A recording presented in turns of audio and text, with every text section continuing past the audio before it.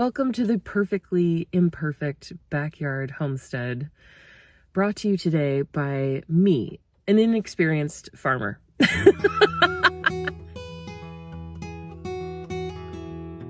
is not an instructional video. This is a journal of how I am learning how to grow my own food in my backyard.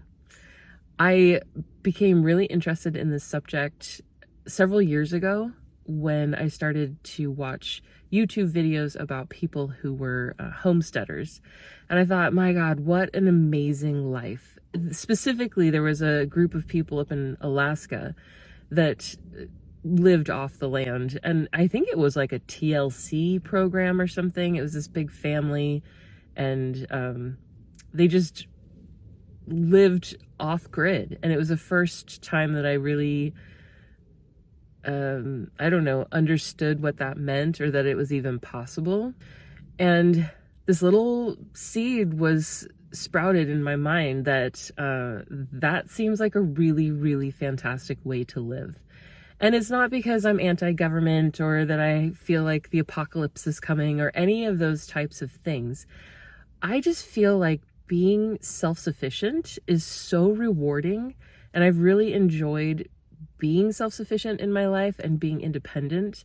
And I feel like if you can grow most of the food that you consume, that sounds, first of all, impossible, and second of all, unbelievably rewarding. So after I watched all of these TV shows about this family in Alaska, I found several more people doing this on YouTube and dove down several rabbit holes about permaculture versus, I don't know if it's typical farming, but what most Americans think of as farming with market rows. And then I started to research, or at least I was becoming aware of a practice where, I'm sorry, I don't know how to pronounce it, but it's where you basically build mounds from decaying things like logs and compost. And there was sort of this like back and forth between whether or not this was good for raised beds and nitrogen and, all sorts of interesting things. My point is that as I was watching all of this content on YouTube, I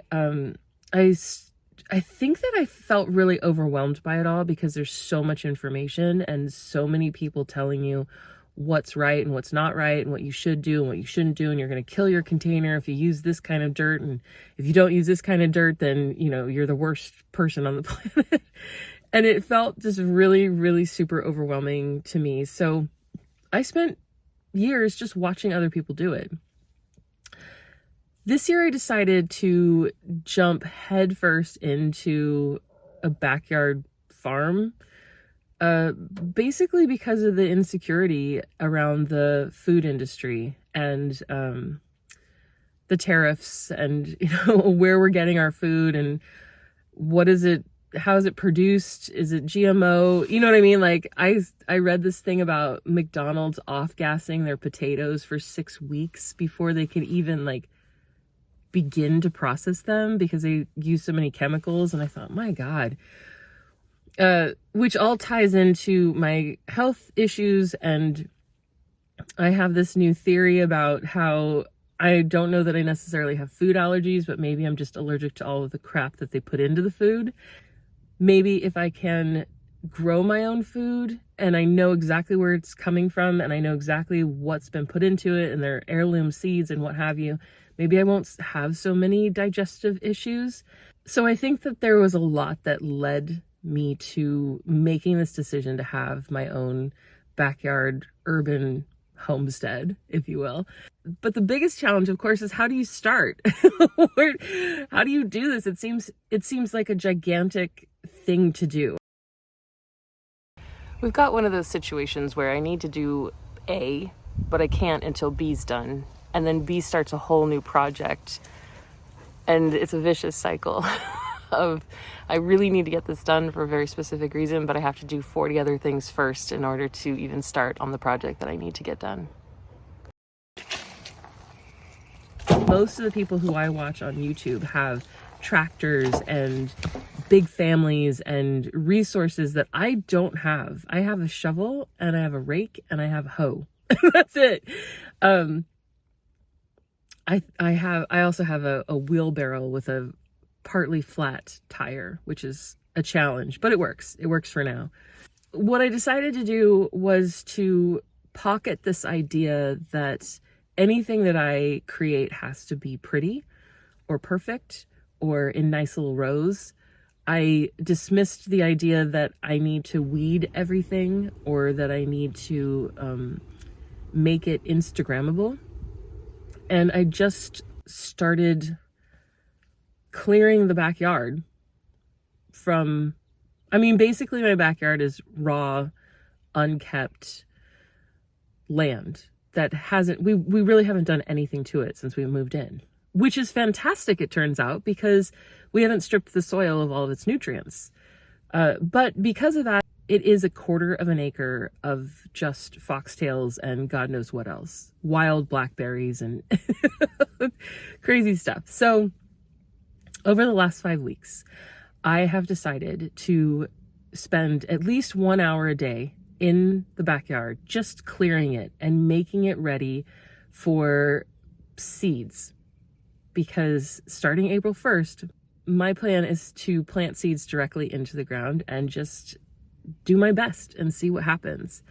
I have half of my yard as market rows, which I plan on doing 3 sisters on. I'm planting 3 sisters in the market rows, which is corn, beans, and squash. And then I have 3 raised beds, which I built all by myself. I had a little bit of help from my son and his friends, but I did most of it by myself. And they're not perfect. And I'm sure that somebody watching this who has more skills and more tools than I do is going to comment below as far as what I should have done better. And you know what? Thank you. I appreciate that. Just please be nice, because I don't really know what I'm doing. I made a box and I filled it with wood and compost and trash, well, biodegradable trash. And I'm going to plant some seeds in there and see what happens. So anyway, long story longer, I have spent the last 5 weeks prepping the backyard so that I can sow seeds on April 1st. Today is March 30th, and it is a blustery, rainy, wet, cold day. Tomorrow is supposed to be the same, and I still have quite a bit of work ahead of me before I can be on track for what I was hoping to accomplish. I'm going to give myself grace around this, and I'm just going to do the best that I can and not really worry about dates and calendars and my own personal expectations that are just really not realistic, because I'm a beginner and I have no idea what I'm doing. So, like always, I am learning from YouTube and all of the amazing people out there who are unknowingly guiding me through this journey. And if that sounds like something that you would like to join me in, stay tuned, because it is going to be an